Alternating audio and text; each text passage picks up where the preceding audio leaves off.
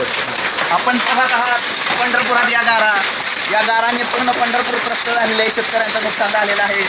मोठ्या जनावरांना या गारा लागलेल्या आहेत. गाडीला गारा लागलेल्या आहेत. पूर्ण वाहने थांबलेले आहेत. वादळी वारा पाऊस पूर्ण गारांनी त्रस्त झालेला आहे. पंढरपुरामध्ये ही थंडीचं वातावरण तयार झालेलं आहे.